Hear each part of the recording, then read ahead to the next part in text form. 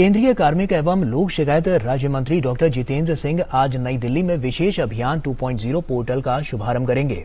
ये पोर्टल 2 अक्टूबर से 31 अक्टूबर 2022 के बीच भारत सरकार द्वारा शुरू किए जाने वाले विशेष अभियान 2.0 का हिस्सा है। पिछले वर्ष 6,154 स्थलों पर स्वच्छता अभियान चलाया गया था। इस दौरान 21.9 लाख फाइलों की छटाई की गई थी। इस अभियान के दौरान 12.01 लाख वर्ग फुट जगह की सफाई की गई थी और कबाड़ के निस्तारण से 62 करोड़ रुपए की आमदनी हुई थी।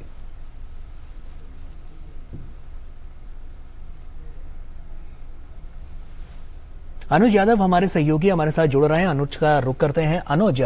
काफी महत्वपूर्ण पहल है ये, ऐसे में बड़ा लाभ मिलता हुआ इससे आने वाले समय में दिखेगा, जो आंकड़ों को और ज्यादा बेहतर बनाएगा।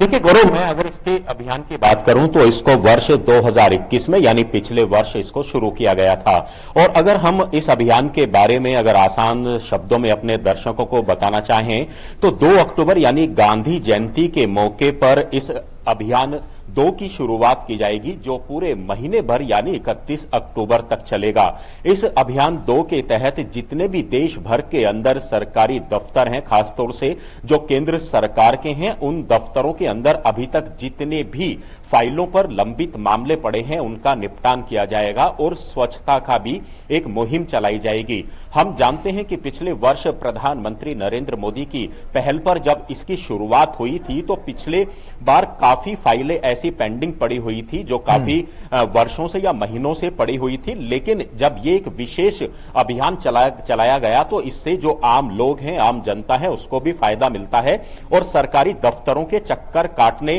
की भी कोई जरूरत लोगों को नहीं पड़ती। और ये इसी का खास मकसद है कि सरकारी दफ्तरों की सफाई भी की जाए, जो कबाड़ वहां पर पड़ा हुआ है उसका निपटारा किया जाए और जो फाइलें पड़ी हुई हैं उनको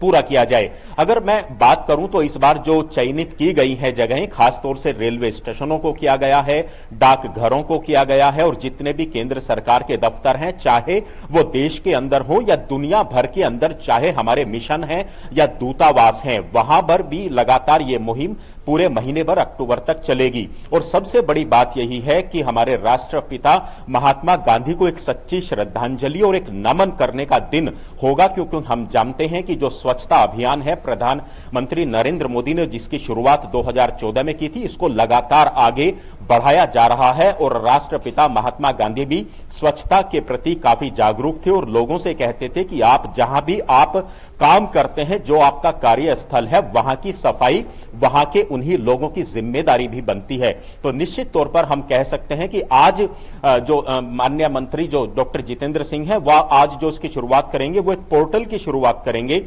एक वेबसाइट की शुरुआत करेंगे और इस पोर्टल वेबसाइट के माध्यम से आंकड़े दर्ज किए जा सकेंगे। जो भी मंत्रालय अपने दफ्तर के अंदर सफाई का अभियान को करेगा या पेंडिंग फाइल्स का निपटान करेगा, उसके भी एक आंकड़े हर मंत्रालय इस पोर्टल के माध्यम से देगा और उसके बाद पूरी एक तस्वीर सामने निकल कर आएगी कि पूरे देश भर के अंदर या दुनिया के जो दूतावास हैं, दुनिया भर में फैले हुए भारतीय दूतावास हैं, कितना कुछ काम हुआ। लेकिन अच्छी बात यह है कि पिछले वर्ष की अगर हम बात करें तो करीब 6,000 से ज्यादा स्थानों को चयनित किया गया था ऐसी सफाई के लिए, लेकिन इस बार 60,000 से ज्यादा ऐसे स्थानों को चयनित किया गया है। और हम जानते हैं कि इस तरह के इस काम के लिए नोडल जो ऑफिसर्स हैं, सभी विभागों ने उनकी जो है उनका भी चयन कर लिया है। और सबसे बड़ी अब बात यही है कि इस वेबसाइट और पोर्टल के आज लॉन्च होने के बाद से फिर 2 अक्टूबर से ये मुहिम पूरे देश और दुनिया भर के अंदर चलेगी। बिल्कुल, ये बहुत बड़ा पॉजिटिव अप्रोच नजर आ रहा है, क्योंकि आने वाले समय के लिए अगर हम देखें तो जब ये फाइलों का जल्दी से जल्दी निस्तारण हो जाएगा तो ऐसे में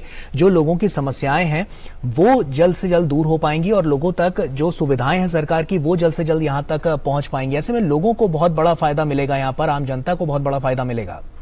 देखिए, इसमें एक सबसे बड़ी बात यह है गौरव कि एक तो जो भी सरकारी दफ्तरों में काम करने वाले, चाहे वो कर्मचारियों की बात करें या अधिकारियों की बात करें, उनके अंदर अपने एक कर्तव्य का बोध उनके अंदर होना चाहिए। क्योंकि राष्ट्रपिता महात्मा गांधी की जो सोच थी, उन्होंने कहा था कि जहां भी आप काम करते हैं उसकी सफाई की जिम्मेदारी उन्हीं कर्मचारियों और अधिकारियों की होनी चाहिए। उसी बात को आगे बढ़ाती हुई ये अभियान है। दूसरी बात आपने आम लोगों की, निश्चित तौर पर देखिए सरकारी दफ्तरों के अंदर सबसे ज्यादा अगर किसी को धक्के खाने पड़ते हैं हम कहें या जाना पड़ता पड़ता है तो एक आम आदमी है। और हम जानते हैं कि इस तरह की तस्वीरें पहले आती थी कि कोई भी आम आदमी जब सरकारी दफ्तरों में जाता है तो उसके काम नहीं होते हैं, लेकिन प्रधानमंत्री नरेंद्र मोदी ने सभी जितने भी विभाग हैं, मंत्रालय हैं, पूरी तरीके से उनको शामिल करते हुए ऐसा एक निर्देश दिया है और एक ऐसा संदेश दिया है कि आम आदमी को किसी भी तरीके से सरकारी दफ्तरों या मंत्रालयों में कोई दिक्कत ना हो। और 1 महीने का जो ये समय है पूरी तरीके से ये जनता के लिए डेडिकेटेड होगा, आम लोगों के लिए डेडिकेटेड होगा, उनके कामों को पूरा करने के लिए डेडिकेटेड होगा। तो निश्चित तौर पर जिस तरह की शुरुआत 2021 में की गई है, अब 2022 में जब इसका दूसरा चरण अब शुरू होगा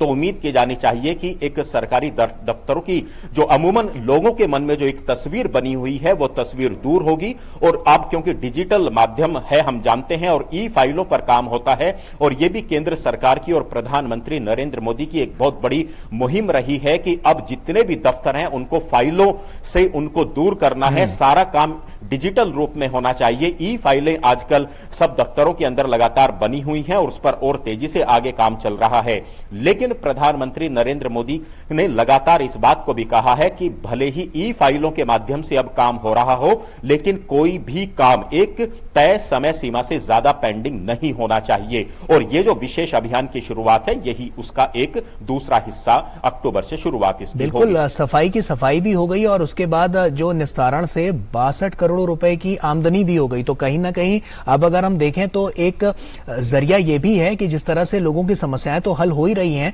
और फाइलों का जो बोझ है वो भी कम हो रहा है और उसके अलावा एक आमदनी का फैक्टर भी यहां पर जुड़ रहा है।